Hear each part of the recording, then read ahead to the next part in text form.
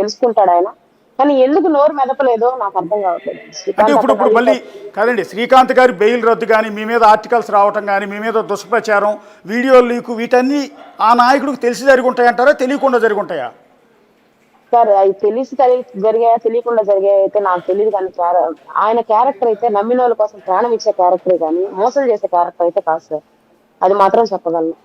కానీ జగదీష్ ఇలా చేస్తున్నాడని ఆయనకు అసలు వాస్తవంగా తెలుసో లేదో నాకైతే తెలియదు సార్. ఒకవేళ తెలియకపోతే ఇప్పుడు తెలుసుకుంటే కూడా జగదీష్ పిలిపించి ఖచ్చితంగా ఆయన అడుగుతాడు సార్. ఇప్పుడు ఇప్పుడు ఆ నాయకుడు కాసేపు నాకు యూట్యూబ్ లింక్లో అయినా ఈ వీడియో చూస్తారు, లేదంటే ఇప్పుడు టీవీ కూడా చూస్తూ ఉండొచ్చు. బహుశా ఆయనకి ఏమైనా అప్పీల్ చేసుకుంటారా మీరు? అప్పీల్ అదే సార్, నేను ఆయన అప్పీల్ కాదు సార్, నాకు అవకాశం ఇస్తే ఆయన కాళ్ళు పట్టుకుంటాను సార్ నేను పోయేసి.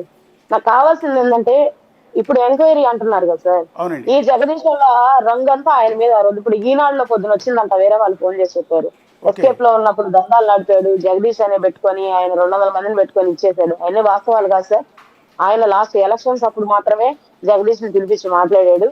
అంతకు ముందు జగదీష్ పాల వ్యాపారంకి హెల్ప్ చేసి ఉండొచ్చు సార్. అంతేగాని జగదీష్ చేసే అన్యాయాలకు గాని, జగదీష్ చేసే ఇదిలో గాని శ్రీకాంత్ పాత్ర లేదు సార్. ఆ పేరు అక్రమంగా వాడుకుంటున్నాడనే నేను నా ఆవేదన అంతా వ్యక్తపరిచి జగదీష్ నేను దూరం చేసేసాను. నేను ఆ ఆ యొక్క మా దైవం అయినటువంటి ఆ నాయకుడికి నేను విన్నవించుకునేది ఏంటంటే, నాకు అవకాశం ఇవ్వండి, నేను మీ కాళ్ళైనా పట్టుకుంటాను, నా శ్రీకాంత్ ని కాపాడి నాకు తెచ్చియండి. మీ స్థాయిలో అనుకుంటే శ్రీకాంత్ బయటకు వచ్చి చాలా ఇదండి.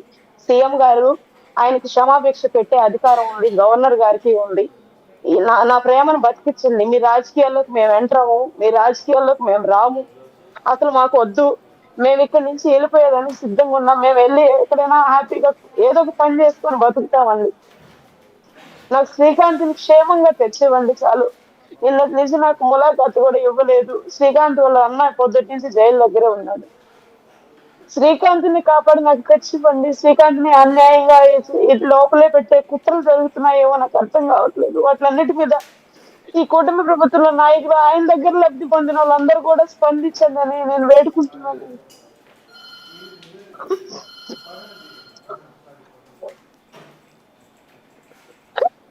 సర్ణ గారు, యా యా మీ బాధ అంతా కూడా అర్థమవుతోంది యాక్చువల్లీ. ఎస్,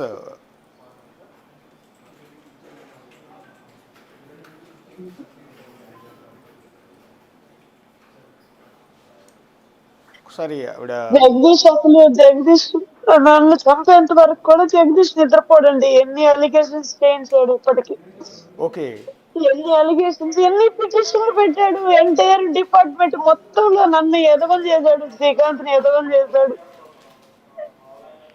అబ్బాయికి ఏం కావాలి అర్థం కావట్లేదండి. పోనీ ఏం చేయాలి? మమ్మల్ని చంపేస్తే ఇంతతో గవర్నమెంట్ టైం వేసుకోకుండా పోతుందా?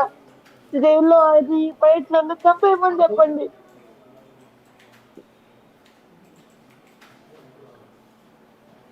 అంటే జైల్లో కూడా శ్రీకాంత్ గారికి ఏమన్నా ప్రాణహాని తలపెడతారని ఆందోళన ఉందండి మీకు? తెలియదండి నాకు జైలు వాళ్ళంటే అంత చాతగాని వాళ్ళని నేను నాకైతే ఉందండి ప్రాణహాని. జైల్లో ఆయన జైలు వాళ్ళ సంరక్షణలో ఉంటాడు కాబట్టి ప్రాణహాని లేకుండానే ఉంటాడండి. ఆ అబ్బాయికి శ్రీకాంత్ మీద పగలేదండి, శ్రీకాంత్ మీద పగలేదు. ఆ అబ్బాయి ఎంత నైనా అడ్డామండి. ఆ అబ్బాయి చేసే ఇల్లీగల్ యాక్టివిటీస్ నేను ఖండిస్తాను. మంచి మార్గంలో నడవండి, నడిచే పని అయితేనే శ్రీకాంత్ దగ్గర మీరు పేరు వాడుకోండి, లేకపోతే లేదని. బయట నేనుంటాను కాబట్టి నాకు తెలుసుదండి. శ్రీకాంత్ పేరు వాడుకున్నట్టు కూడా శ్రీకాంత్ కి తెలియదు జగదీష్. ఇప్పుడు శ్రీకాంత్ పెరోల్ మీద 2 ఎమ్మెల్యేలు సంతకం పెట్టారని చెప్తున్నారండి. ఎవరు వాళ్ళు?